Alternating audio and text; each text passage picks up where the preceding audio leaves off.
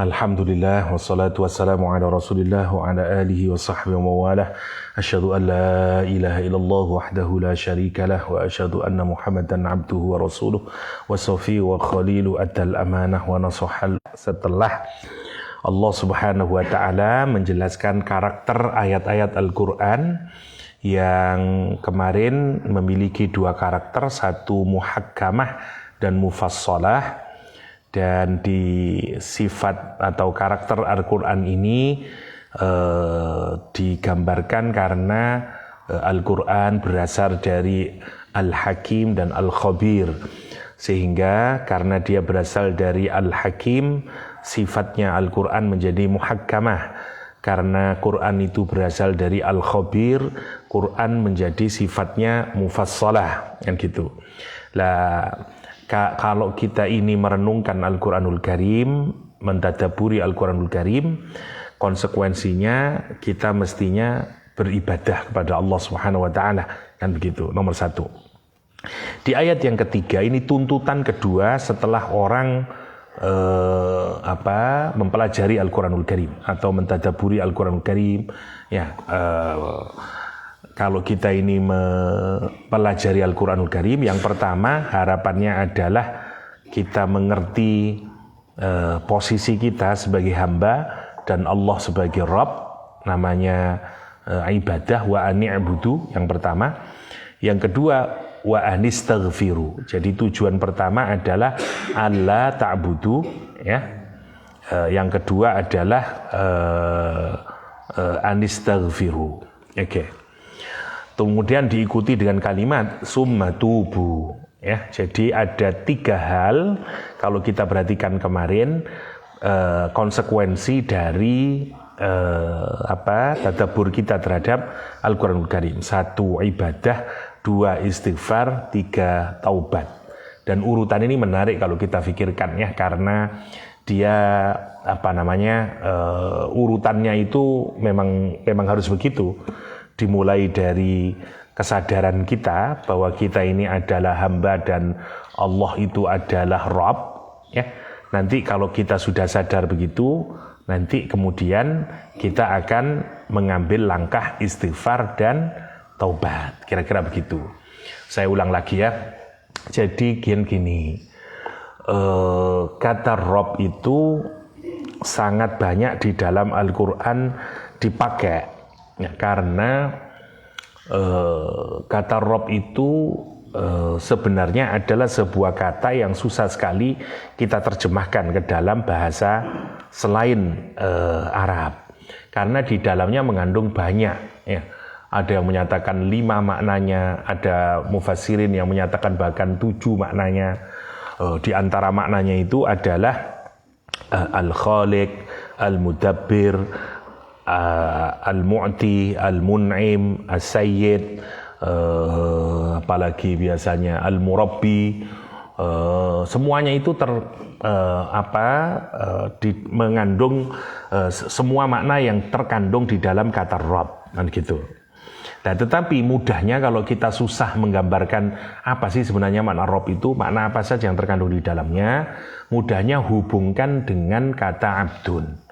Karena kata Rabb itu padanannya adalah, lawannya adalah kata abdun. Kita ini kalau ingin memahami sesuatu, paling mudah adalah lawankan dengan lawannya. Maka kita akan mendapatkan pengertian yang jauh lebih mudah. Nah, misalnya kenapa kok mengartikan Khaliq? Ya, sama seperti antara budak dengan hamba. Orang Arab dulu, abid itu kalau memanggil tuannya juga dengan kata Rabb. Ya, dan posisinya sama, misalnya kayak Tuhan Rabb itu adalah yang memberikan nikmat kepada budaknya, yang menguasai budaknya, yang mengatur budaknya, yang memiliki otoritas kepada budaknya, yang merawat budaknya, dan seterusnya. Dan kenapa? Karena namanya budak, dia tidak punya kemerdekaan, dia hidup diatur, dan seterusnya. Nah, kalau kita menyatakan Rabb itu maknanya begitu. Jadi kita ini kalau ngomong Rabb, bayangkan diri kita ini adalah seorang hamba yang kita berharap kepada Allah SWT. Makanya seperti kemarin kalau ada seseorang yang berdoa kepada Allah bahkan dengan mengucapkan kata Rabb 4 kali, Kata Allah, aku malu kalau dia kemudian membawa pulang dengan tangan kosong, kata Allah. Ya, kalau ada orang kemudian meminta kepada Allah, ya Rabb, ya Rabb, ya Rabb, ya Rabb 4 kali, ya, dalam hadis, aku malu, kata Allah SWT, untuk tidak memberikan kepada orang tersebut. Kenapa? Karena tadi seperti seorang budak yang meminta kepada tuannya, ya, jadi begitu. Nah, kesadaran ini perlu hadir. Kapan kita menyadari Allah itu sebagai Rabb dan kita ini sebagai abdun adalah kalau kita mempelajari Al-Quranul Karim. Gitu maksudnya. Kalau kita mempelajari Al-Quranul Karim dari sisi, misalnya kalau di surat Hud, dari sisi muhkamah dan mufassalahnya, itu akan menggiring kita kepada kesadaran untuk ngaulo. Nah, kalau kita sudah meletakkan diri kita ini posisinya sebagai hamba dan Allah itu sebagai Rabb, implikasi lanjutannya adalah kita akan beristighfar. Kita akan berusaha meminta maaf kepada Allah SWT. Kenapa? Karena kita menyadari banyak kesalahan. Makanya kalimatnya wa anistaghfiru rabbakum. Itu kalimatnya. Ya. Baru setelah kita memohon ampunan, baru summa tubu ilaihi. Ya, kemudian kita bertaubat kepada Allah Subhanahu wa taala. Ya. Kemarin saya jelaskan sudah tidak usah ulang lagi ya, kenapa kok istighfar dulu dan taubat belakangan, ada banyak rasionalnya, kita tidak ulang lagi ya. Oke, kita lanjutkan sekarang. Kalau orang melakukan 3 hal ini, ya, jadi ibadah, yang kedua istighfar, yang ketiga taubat, apa janjinya Allah SWT? Yumatti'kum mata'an hasanan ila ajalim musamma. Nomor 1, nomor 2, wa yu'ti kulladzi fadlin fadlah, yang kedua.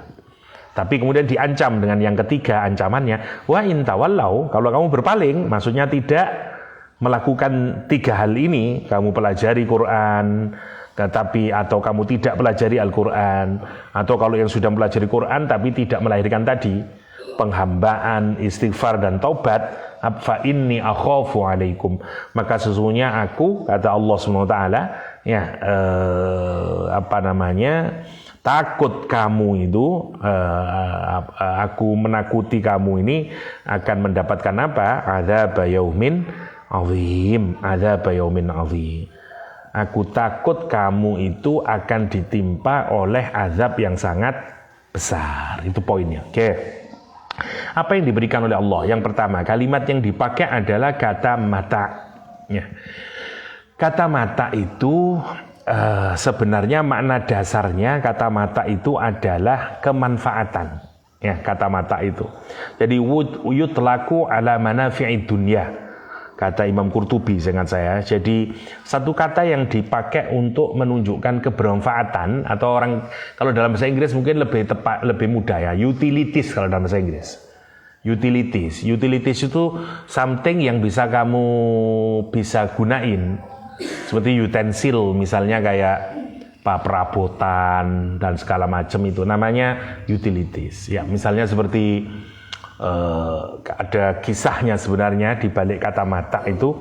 Dulu ada seorang ulama lughah yang berusaha mencari tahu makna kata mata itu sebenarnya kayak apa sih dalam bahasa Arab klasik itu. Dia pergi ke suku Badui dan dia mendapati ada 2 orang perempuan yang sedang berebut spon untuk mencuci, kalau sekarang spon untuk mencuci piringnya. Dan kemudian karena yang satu tidak mengembalikan, kemudian dikatakan aina matai, kata dia itu, mana mata saya. Nah, ternyata kata mata itu dipakai sebagai kayak begitu polanya, seperti spon untuk mencuci piring, dia sangat penting, tapi dia bukan untuk sesuatu yang dibanggakan. Jadi ada orang membanggakan spon cuci piring lah, ya dah, nggak ada yang bangga. Nah, ketika Allah menyatakan dunia ini mata, ya, dunia mata, berarti dunia ini mata, sesuatu yang penting yang kita gunakan, seperti bagaimana spon yang kita gunakan untuk mencuci piring, kan gitu. Tapi kita tidak boleh berbangga dengannya. Orang sampai tenggelam dalam dunia dan seterusnya. Kenapa? Dia itu bukan untuk dibanggakan, itu poin yang pertama. Tapi dia sangat bermanfaat buat kehidupan kita. Kalau enggak menyusahkan kita, sama seperti spon untuk nyuci piring itu. Kalau kita enggak ya susah, kotor terus piring kita kan gitu loh. Itu poinnya. Nah, sementara yang disebut di sini kata Allah SWT, Allah akan memberikan kepadamu ya, atau memberikan nikmat kepadamu, kalimatnya itu yumatti'kum mata'an hasana. Sudah dikasih mata yang memang punya kebermanfaatan, tapi dikasih kata sifat hasana, ya, kata sifat hasana. Kata dia hasan itu tentu maknanya adalah sesuatu yang baik, yang tidak mengandung mudarat dan seterusnya. Sehingga para ulama mengartikan mataan hasana itu dengan makna hayatan thayyibah, hidup yang baik. Hidup yang baik itu apa?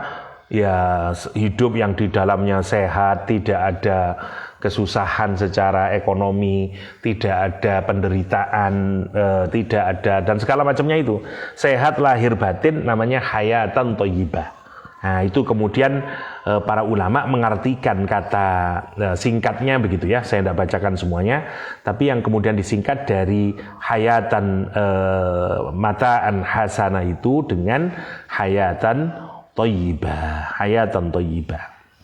Atau dan lama, karena kata mata itu juga ada yang mengaitkan maknanya dengan kata al-imta' awalnya. Al-imta' itu maknanya al-italah. Al-italah itu al-ibqa, keberlangsungan yang lama. Makanya biasanya orang apa? Matta'anallahu tuli hayatilah. Karena maknanya dia akan mendapatkan kenikmatan yang akan berlangsung lama. Itu juga bisa mata'an hasana. Jadi dia bukan hanya diberikan hidup yang baik, ya, tetapi dia juga diberikan kenikmatan yang lama. Makanya ada yang mengartikan macam-macam, misalnya Sahal bin Abdullah mengartikan mata'ul hasan adalah tarkul khalqi wal iqbal alal haq, meninggalkan makhluk dan menerima Allah SWT, menerima yang hak misalnya. Maksudnya dia menjadi orang yang sekarang ini tawakal kepada Allah, menjadi orang yang fokusnya kepada Allah, bukan lagi fokus kepada dunia. Dan orang kalau kayak begitu, hidupnya menjadi baik.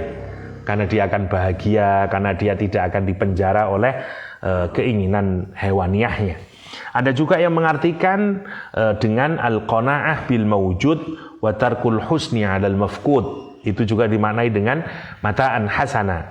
Qanaah dengan apa yang ada dan tidak sedih dengan apa yang hilang. Al-qanaah bil mawjud wa tarkul husni 'alal mafqud. Ya. Jadi pondok mafqud itu ingkang pot. Saya tidak tahu apa pot itu ya, bahasa mana, Jawa mana itu, kang pot ya Reso. Memang gitu kalau di pondok pot, tidak tahu saya, tapi maksudnya hilang, ya mafqud sesuatu yang nggak ada, yang tidak maujud ya.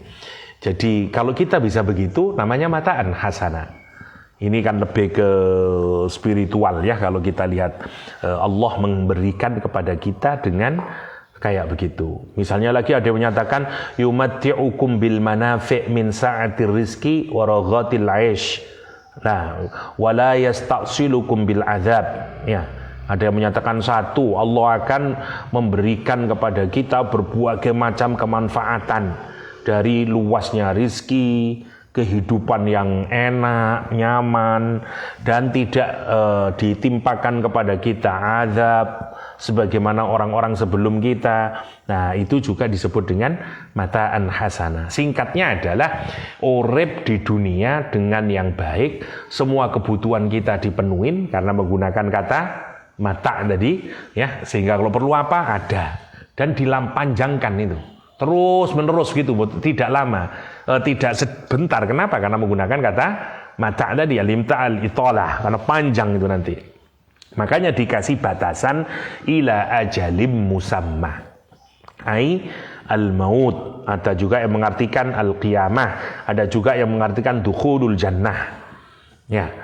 Makanya ada mengartikan ini, saya bacakan ya, misalnya ila ajalim musamma qila huwa al-mautu wa qila al-qiyamatu wa qila dukhulul jannah wal mata'ul hasan ala hadha wiqayatu kulli makruhin wa amrin makhufin mimma yakunu fil qabri wa ghairi min ahwalil qiyamah wa karbiha, kata dia.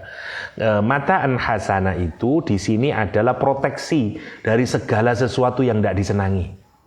Ya, wiqayatu kulli makruh, kata dia. Dan perkara-perkara yang dia takuti semuanya diproteksi dari situ. Ya, sehingga baik di mana itu, baik sampai di kuburan atau bahkan yaumul qiyamah. Ya, prahara yaumul qiyamah, semuanya tidak membuat dia takut. Itu namanya mata'an hasanah. Sampai kapan dikasih gitu itu? 3 itu maknanya.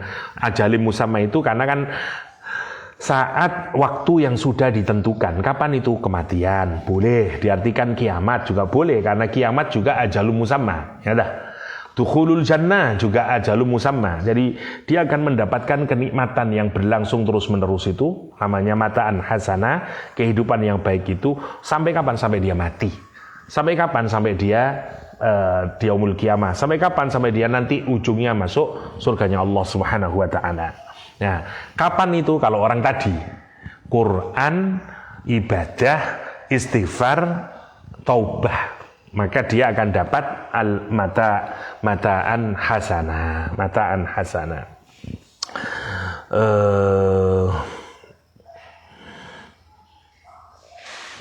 Kita sudah pernah membahas tentang fungsi istighfar dan seterusnya. Saya tidak mengulang. Seperti kemarinnya, kenapa kok diawali dari, dan memang kalau dilogikakan persis kalau kita logikakan sekarang, Pak Ustadz, gimana logikanya itu orang ibadah, terus istighfar, terus tobat, rezekinya jadi enak, terus orangnya jadi dapat hayatan thayyibah, itu gimana logikanya? Gini, yang pertama, ibadah itu urusan cara berpikir, urusan perspektif, urusan world view kita, cara mandang kita terhadap kehidupan ini. Ada banyak orang yang sudah kaya raya dan seterusnya, tapi kalau persepsinya tentang dunia ini atau cara pandangnya tentang dunia itu salah, dia juga tidak akan bahagia. Ya dah, karena itu diawali dari kesadaran saya ini siapa, Allah itu siapa. Nah, banyak orang kaya raya itu tidak bahagia hidupnya. Karena dia tidak tahu, kita ini kan gini sebenarnya. Kita ini selama-lamanya sebenarnya yang kita inginkan itu adalah kebebasan. Karena itu semua orang itu berusaha menjadi dirinya sebagai free man. Makanya senang orang itu dengan konsep freedom itu.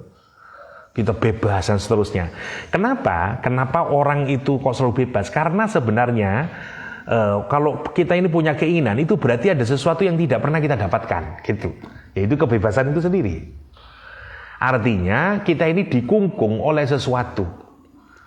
Sesuatu itu berupa apa? Berupa masyarakat, berupa culture, berupa tren, berupa apa yang berkembang di masyarakat dan seterusnya. Yang semuanya itu menyengkram kita. Apalagi kalau Anda hidup di negara totaliter, wah tambah dicengkram oleh aturan dan segala macamnya. Tapi tanpa sadar, sebenarnya kita ini kalau benar-benar ngomong sebagai orang merdeka, kapan? Saat Anda mengerti bahwa Anda adalah budak dan Allah adalah Rabb. Baru kita merdeka. Kalau enggak, cobalah musim sepatu cat. Anda kalau enggak punya sepatu cat, sumpah. Coba bayangin, itu kan kalau kita tidak punya perspektif yang benar, sumpek terus. Nah, durek konco-koncoku sepatu nekat kabeh, aku mulai biyen kok, sumpek itu nggak seneng, hidup jadi tidak seneng dan semuanya tidak seneng.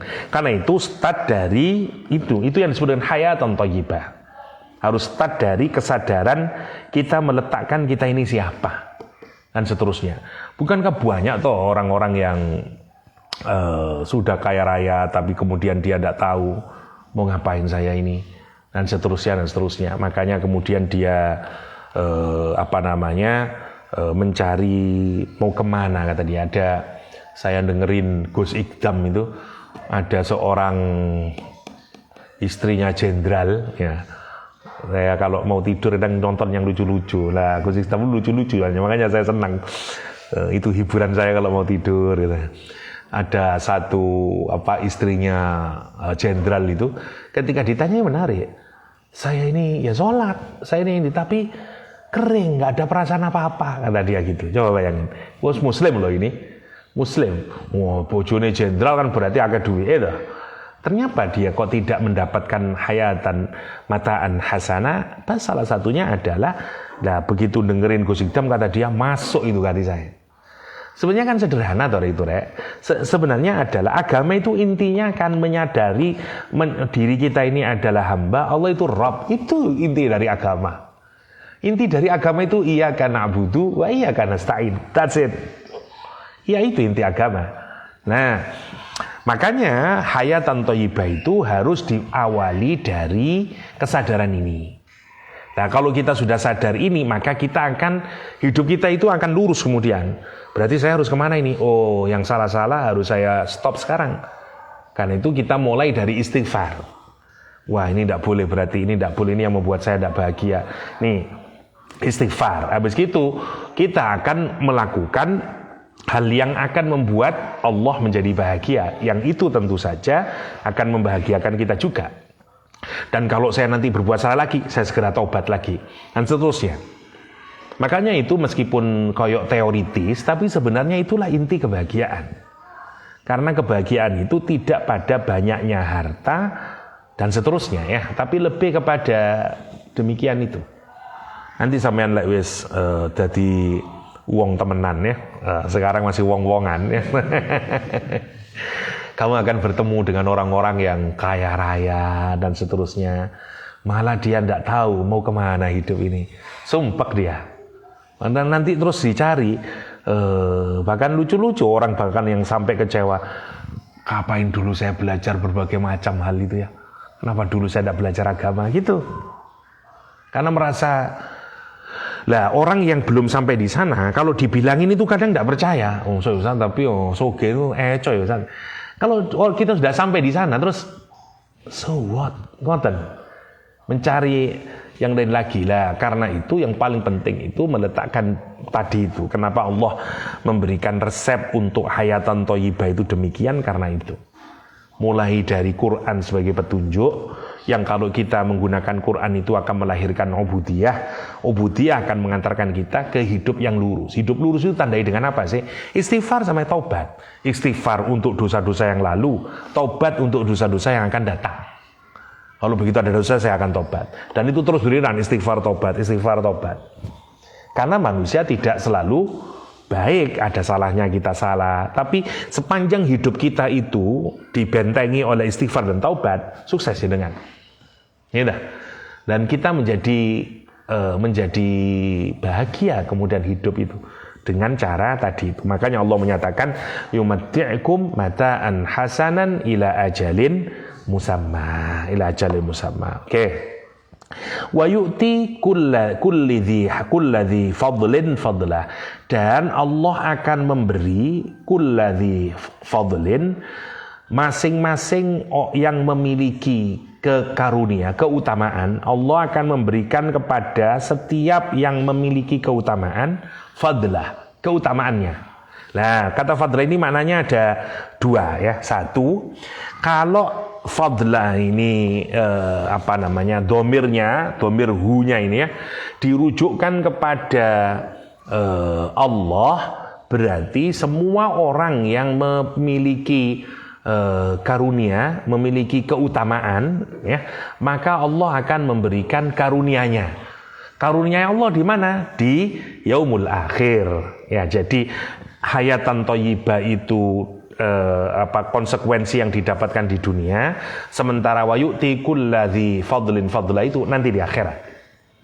Karena disebut dengan kata fadlah. Ini kelebihannya, ini yang jauh lebih baik lagi, karunia yang diberikan oleh Allah Subhanahu wa taala. Al-fadl itu i'ta'ul khair ya, diberikan kebaikan kata Ibnu Ashur ya. Kenapa? Karena yang diberikan itu lebih banyak lagi, bahkan melebihi dari hajat yang dibutuhkan. Karena itu disebut dengan fadlah. Ya, orang yang memiliki keutamaan, sekarang kalimatnya itu keutamaan sudah. Berarti setelah dia istighfar taubat, dia mulai menabung amal yang baik sampai dia memiliki keutamaan. Ya, jadi ayyuti kulladzi amalin minal a'malis shalihat jazaa'a amalih. Ya, ini makna yang kedua kalau dhamir haknya itu, dhamirnya itu, fadlah itu dikembalikan ke kullu. Ya, sehingga maknanya adalah ya kamu setiap amal soleh yang kamu lakukan Allah akan memberikan balasannya. Nyanya siapa? Nya balasan itu. Jadi dikembalikan balasan bagi masing-masing orang yang memiliki amal soleh tadi. Ya, kalau dikembalikan kepada Allah SWT, maka berarti orang ini akan mendapatkan kalau dia karena dia memiliki keutamaan yaitu karena amal soleh, maka dia akan mendapatkan fadlahu, yaitu ai fadlullah, karunia Allah. Di mana karunia Allah itu paling terutama? Fil akhirah. Nah, dua-duanya boleh maknanya. Jadi sehingga kata ini menarik. Kalau kita melakukan rumus hidup kayak tadi itu, Allah akan memberikan mataan hasanah fid dunya dan mendapatkan apa? Fadlullah fil akhirah. Ngoten maksudnya. Apa tadi? Hayatan thayyibah ila ajali musamma. Ntar hilang. In ilallah marji'ukum wa huwa ala kulli syai'in qadir. Ilallah marji'ukum. Setelah Allah menjelaskan rumus kehidupan tadi, sampean kalau nulis itu dengan baik, insyaallah menarik itu. Prinsip hidup dalam surat Hud itu, bagaimana Allah mengajarkan prinsip hidup yang sangat padat ya, singkat padat itu. Dimulai dari Qur'annya itu bersifat muhkam mufassal, berarti harus difahami, diperinci sampai mendalam. Itu akan melahirkan kesadaran ubudiyah. Kalau kesadaran ubudiyah melahirkan dua model hidup, istighfar dan taubah, hasilnya nanti akan dapat mataan hasanah dan mendapatkan fadlullah fil akhirah. Nah, tapi itu dikontekstualisasikan ke konteks sekarang sehingga kemudian menjadi make sense kemudian. Oh, begitu ya. Menjadi satu teori hidup itu sudah. Ya, menarik. Dan setelah itu Allah menutup di ayat keempatnya, ilallah marji'ukum. Sekarang terserah kamu, you mau memilih hidup kayak begitu atau enggak, terserah kamu. Kenapa? Ilallah marji'ukum. In the end segala sesuatu akan pulang kepada Allah SWT. Ilallah, hanya kepada Allah marji'ukum, tempat kembali kalian. Anda mau memilih hidup cara A, B, C, D, E, mau cara apapun yang kamu lakukan, setelah itu kembali sama Allah.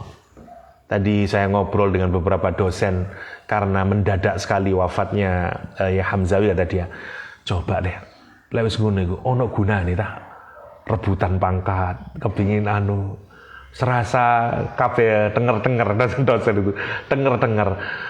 Sepertinya sebelum kita mati kayaknya penting semuanya itu ya. Jadi ini, dapat ini. Begitu mati kita tinggal semuanya.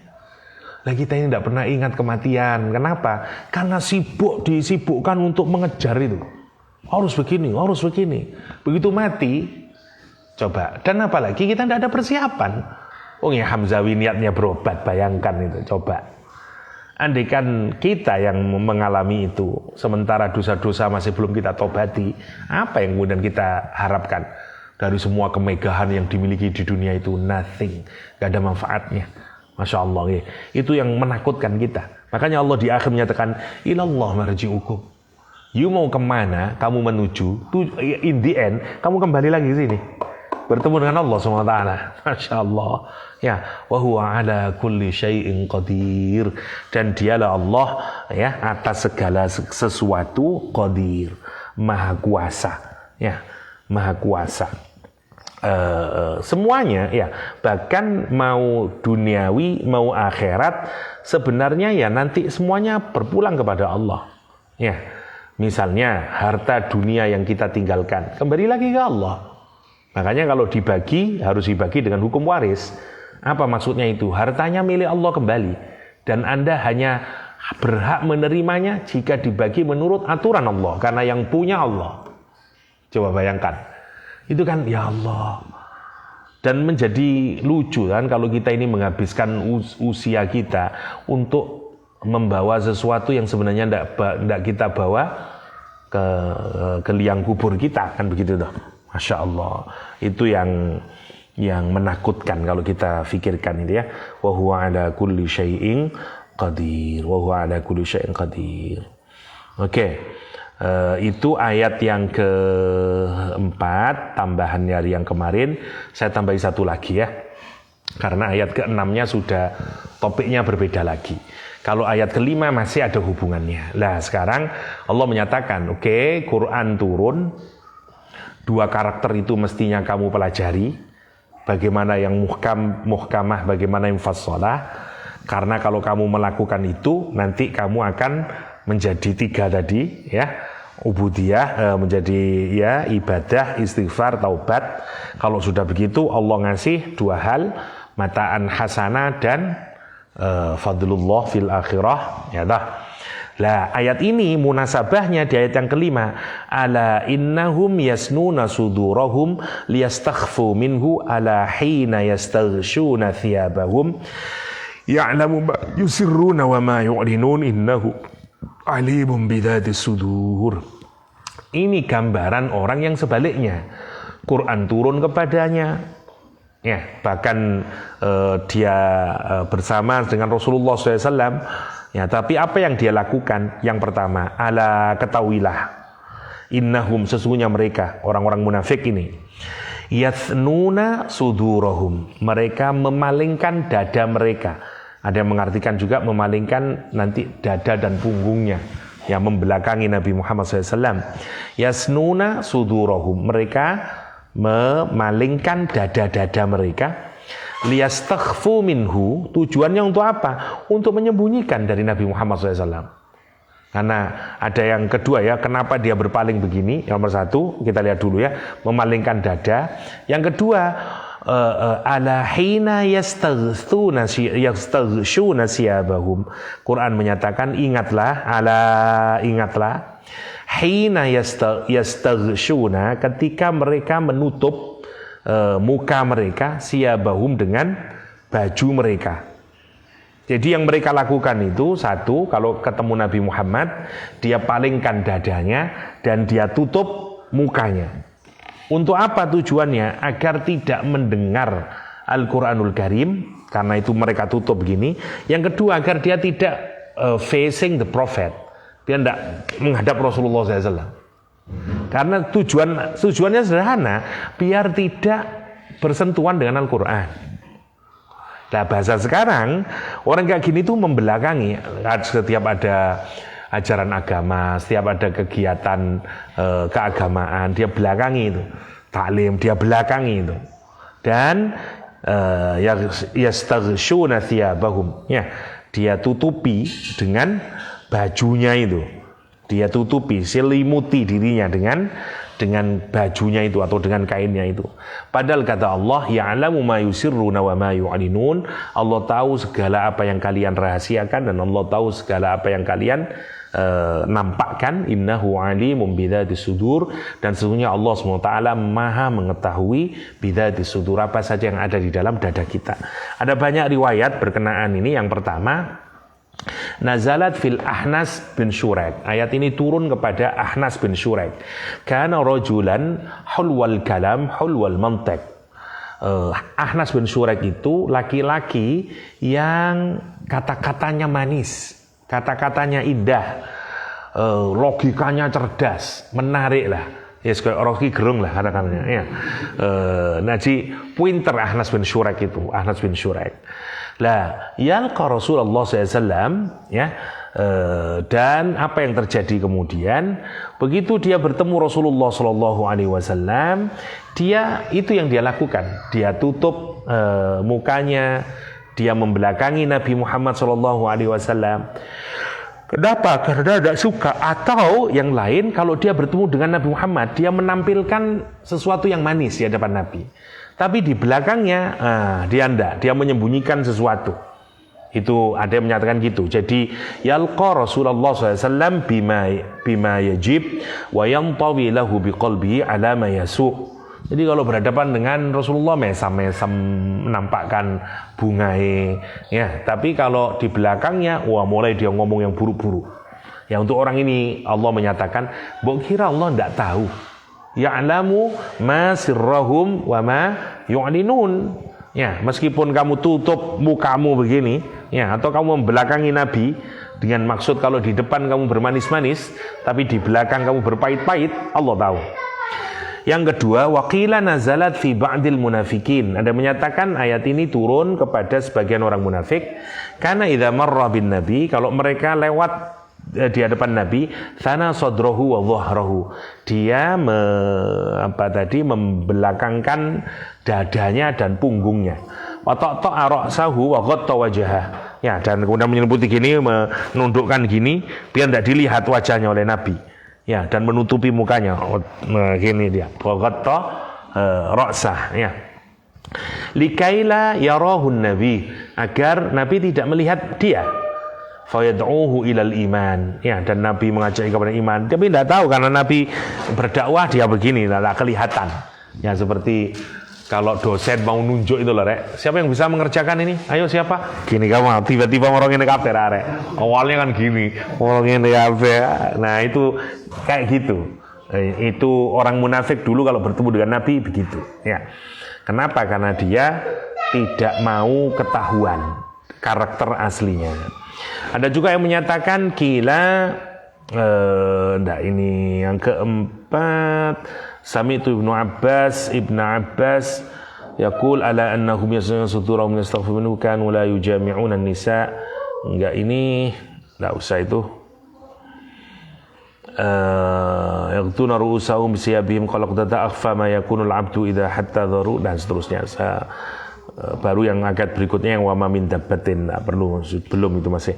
Ya, jadi intinya di ayat ini Allah SWT menyatakan ala ketahuilah.